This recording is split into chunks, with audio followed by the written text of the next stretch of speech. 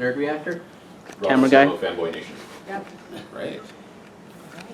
I used to work at Wizard, and none of your outlets existed. And then we would Ours love existed. to. Oh, which one are you? 411? Yeah. Ours was founded by former Wizard guy, Uh, I think. well, Rob Bricken, yeah. Yeah, I know Rob. I was at Rob's wedding. No, that's not true. Forget I said that. Well, great. How do you guys want to do this? Burt, Seth said he actually handwrote you a letter to persuade you to be in this. Was that true? Pardon me, I didn't hear you. Seth said he actually handwrote you a letter to get you to be in. It's possible, I hadn't seen it though. I hadn't seen that letter.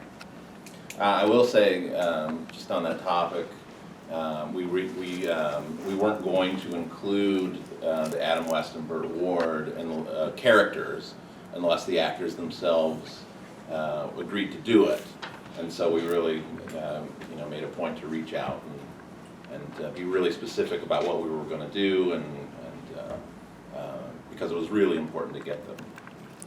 Bert, what was like your internal reaction when you read on the page that like your character stuffs Robin into a trunk of a car? Stuff Batman. Well, you know, in all fairness, I had not seen the show before last night. I hadn't seen any of the Robot Chickens, because I work all the time, and so. And when I first saw the script, I mean, I think they did accommodate us on some changes in the script, because both Adam and I feel a certain responsibility to our characters. You know, when I would go out and make personal appearances from the show, you know, initially in costume for years actually, and then out of costumes, the last probably 10 years, people would say things like, "Oh, well, take off your mask," and stuff like that. And Adam and I always treasured the character so much that when we were in costume, we were in character. We weren't actors. We were Batman and Robin. And we preserved that for children, you know, because it would have been a terrible thing to break it apart. So the long and short of it is, we felt a certain responsibility to maintain a standard that we had been accustomed to when we were filming our show. Although our show at the time was considered very wild and crazy, in today's standards, it wasn't wild and crazy. But at the time, before all of you were born, it was wild and crazy. And every week the censors would come in and, we'd get yelled at for this or that, a slight implication of any strangeness, And I mean, for example, they would get questions like, about, what about the strange and unnatural relationship with Batman and Robin? I said, what's so strange and unnatural about two guys that run around wearing tights and live together, But so we handled things differently. But when I saw this was a mind blower for someone who had never seen anything like this. And it points to me to the brilliance of DC Comics in allowing what could have been another company that would be so rigid that you couldn't do this, you can't do that. And they're so flexible because they understand the gigantic market we now have in our world where, I mean, look at the viewing audience of Robot Chicken. It's different than the viewing audience of Cartoon Network, and yet they share the same channels, So I looked at it, and there were, for me, I, do have for example, I won't swear, and it's just, to me, it's unbecoming of the character, and I don't swear in my own life, so there were certain things that both Adam and I wanted to make sure, because we've spent the last 50 years, come January 12, 2016, that's 50 years that Batman premiered 50 years ago. It's only a few months away. And we have maintained a standard and an integrity of the character without any contractual requirement to do so, just of our own, because we treasure the characters. And we've seen, people come up to us. I was last weekend in Cincinnati, Ohio. Thousands of people standing in line for hours to get an autograph. And everyone coming up, they come up, the families, the moms, the dads, the kids. And the kids watch us in reruns, the moms and dads watch us in the original, in the show. And it's so funny because you'll see a family come up and they act like a typical family until they get in front of Adam and I. And all of a sudden, this whole thing changes. The kids look at their parents and hear their parents saying things like the dad says, "Oh gosh, I was a huge Robin or Batman fan." And the kid looks up, "Dad, what are you talking like this?" And the mother will say, "Oh, and I was in love with Robin." and Mom, what are you doing? You know, I mean, all of a sudden, children are seeing their parents become children again. It's a huge concept. And one of the successes of Batman, and why I said it, I was talking a little earlier, I mean, when Adam and I go out, we're selling out arenas just to come and get an autograph. 2 years ago in New York City, Henry Javits Convention Center, New York Comic Con, second only to San Diego, they sold 117,000 tickets, sold out. They're supposed to only sell 100,000. They're allowed to go 17% more. Sold 117,000 tickets at $87 a piece, sold out 3 weeks before we even came there. The lines were so long that by the time people got up there, if they had small children, kids were asleep in their arms. They've been in line so long. So and this whole resurgence, I mean, Batman is exploding now, not just from the feature films. And part of this is what Tom's been doing, but it's exploding. I have never seen, I mean, a year ago, we always had great turnouts, but now the turnouts are huge, and the whole Batman merchandise, the whole 1966 comic book, there's 11.5-foot tall, one-armed bandit. I don't know if you've seen it. It's amazing. So all of this puts together for something that I believe in my heart is the greatest franchise of all. I love Superman, I love Star Wars, I love all this other. Batman is the biggest.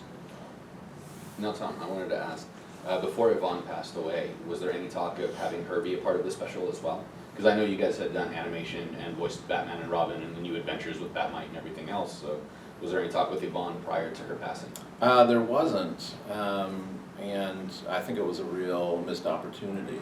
Just with the story we were telling, it was very Batman-centered, the Batman-Superman relationship. And in our DC specials, previously we'd never really established the Batgirl character, so there wasn't fun to be had with our Batgirl meeting the classic Batgirl. But in retrospect, it would have been great to include. Nowadays, the thing with the superhero stuff is to have them sort of like commingle and interact like across franchises, you know, with the movies and TV shows. But Batman back in the 60s was sort of ahead of the curve because you guys had a crossover with Green Hornet. Like, was that exciting at the time for you guys? Well, I'll give you some trivia, okay? But I'm sure you don't know. I knew Bruce Lee before Batman. Bruce and I lived in the same condominium complex. I'm a black belt in karate. We used to spar together. Wow. Okay? And a piece of trivia for you is Bruce Lee, who's probably got to be the greatest in terms of film, martial artist in terms of popularity, his very first fight scene, cinematic fight scene of his career was fighting me. And when we fought on our show, you have to understand the executive producer of Batman, his name was William Dozier. He was the producer of the Green Hornet, the executive producer. And what better way to introduce a series than to have him come on the #1 show. And I don't know if you know this, Batman was the #1 show in the world. I mean, in the world. There were something like, I don't know, it was something like 6 million people a day worldwide that was watching it. I did stuff we were in the middle of the Vietnam War, and the U.S. government had recording stuff that they played to, you know what I mean, the North Vietnamese and it's just it was a huge hit. Anyway, and of course the fight scene on Batman, they wanted, because we're both good guys, that they had to appear to be very, very even. But Bruce and I used to really spar hard. And so it was, just a piece of trivia for you. But Batman was an amazing show. And the reason what made our show such a success is, if you want to know, and which I think has been very positive in laying the groundwork for the Batman features and everything, was because we did something different than every other television show in history. We were the first show in history to actually play with the minds of the audience. In other words, if you had a police show like Adam 12 or or Dragnet even way before that, everything's, serious, If it was a medical show, that's a Ben Casey or any of these shows, it's all medical. But in our case, we used to say that we put on our tights to put on the world, we were the only superheroes that wore our underwear on the outside of our clothes. And we did it because we reached an audience. The kids saw the hero worship, right? We were very serious about it. We weren't laughing and joking, because that would have ruined it for kids. For the adults, it was the nostalgia of the comic book. These people, before television, the comic book was like a major thing, And then that impossible audience to get, which was the teenagers and the college kids. They were not watching television. And there were only 2 networks. I don't know if you know this. There were only 2 major networks, CBS and NBC. ABC was a syndicated network. And between Batman and Bewitched, we made ABC the 3rd network. Is the animated movie based on the 1966 series still on track? You and Adam announced it a while back at a convention. I'm still putting liniment on the bruises that I received. Such a accidental. But I gotta just tell you something of this. I have to sort of clear the air, because I had been whipped unmercifully beyond any heinous villains that Tom could have created, okay, over this. What happened is that, I have to announce that, the fact is, it is true. Yes, it's spectacular.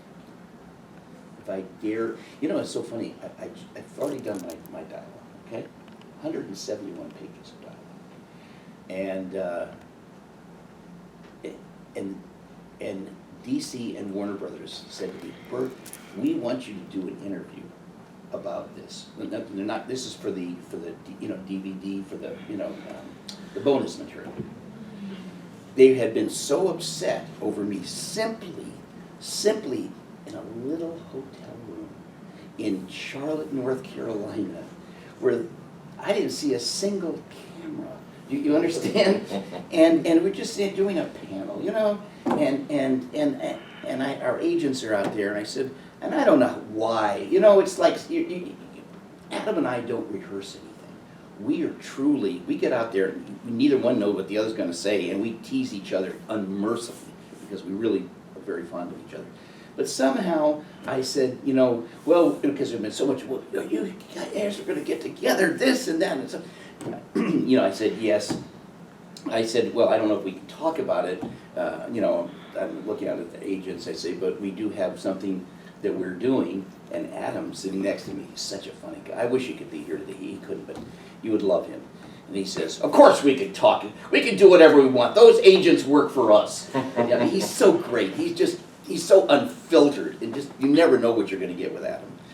And so I just casually mentioned that we were going to do the animated, just the voices for an animated show. Honestly, there were maybe 100 people. I thought nobody would even, no big deal. The next day, oh my God, I watched it on Australian television. When I said to people, Australian television, the BBC, NBC Today Show, CBS This Morning, ABC Good Morning America, all featuring, I couldn't believe, what's the big deal? Oh, furious heat about, wow, you precluded us coming out with an announcement, you know what I mean? And it was actually a little bit of an accident, because I hadn't signed the contract yet. Only because I was out on the road, you understand? And I didn't know that there was a clause in there that said, you lose your first unborn child if you open your mouth. But so now, coming back to my story, now that I've finished doing my part and they want to do an interview, which is a really great piece of trivia, they're asking me, oh, Burt, now go ahead, tell us about, what do you think about our animated show and this? And I wouldn't talk. I would talk, but I wouldn't say anything concrete. So, come on, go ahead. I said, oh, no, you got me too scared. You know what I mean? I don't dare say anything about this. But all I can tell you is one thing, all right? Because I don't want to divulge anything. Batman, when we did it, was way ahead of its time. Way ahead of its time, okay? today you look at, so, you know, some people think it's fun, some people think it's corny, but it was way ahead of its time then. And you've got that Batman, and now you've got all the movie Batmans, right? And of course now you got another Batman as of last night that I saw. But if you went somewhere between what we did and what the feature films are, in the most creative, way ahead of its time, mind-blowing, this is what's coming. And that's all I want to say, because otherwise my children will be taken from me. And I don't want that. But it's unbelievable, unbelievable. I could hardly contain myself when I was doing the lines. I first couldn't believe what I was reading.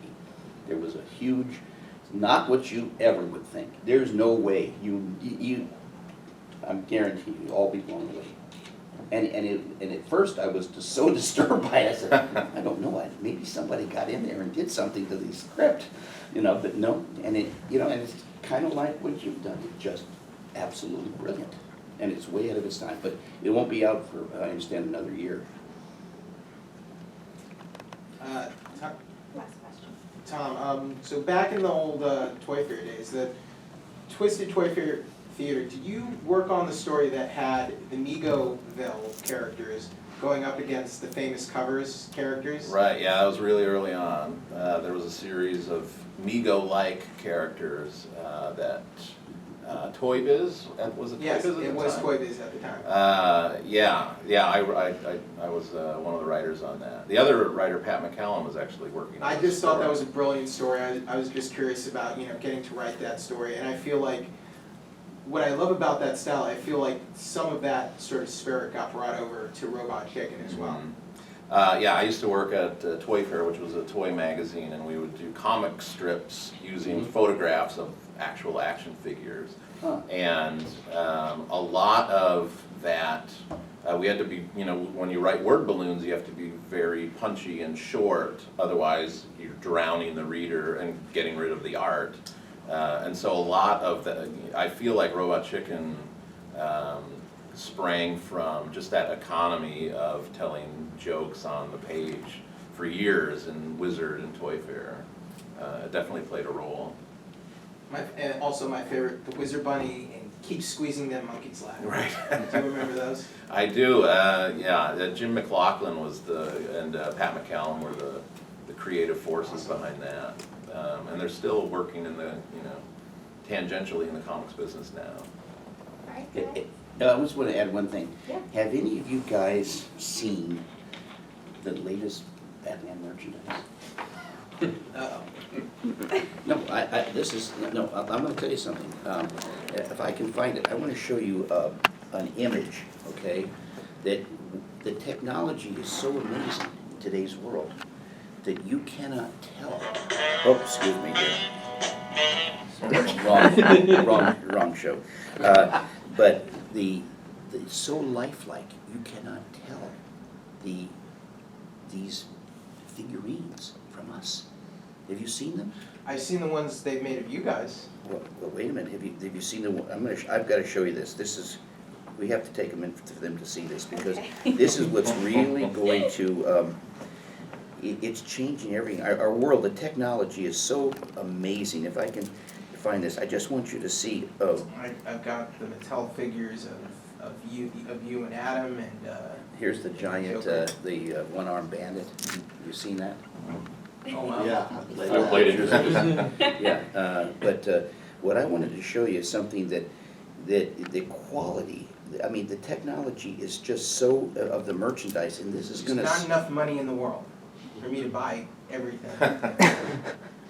Yeah, I just, see, I would- Start your own show. that, what it is that they have characters that, when I looked at it, I swore it was a photo of me. And I mean, and I know myself, believe me, you know? Not much else, but I know myself. Have they ever 3D scanned you to Uh, get the proportions right? well, let me see if I can find this, because when you see this, I don't think you're gonna believe that this is a figurine. I think you're gonna believe it's a photo of me. Oh, here it is. That does look like a photo. Now, look, I'm gonna show it. look at on the lips, look at the lines in the lips, look at the skin texture. Mhm. Yeah, that's what Joan Collins was into. Oh, wow. Wow, Oh. that's the toy? Is that the Oh. statue or is it the six Look at scale? the eyes. Wow. Oh, that's the fixed scale. Yeah. Yeah, those are amazing. Look. Yeah, I love those. Did you see that? You zoom in. No, Here, no. zoom in, look at the skin texture. Alright guys, thank you so I much hope they for send you, I hope they this. send you some. Then we have to buy them. Oh. Oh. Oh, that's all right. People give us gifts if we want. Isn't that amazing though?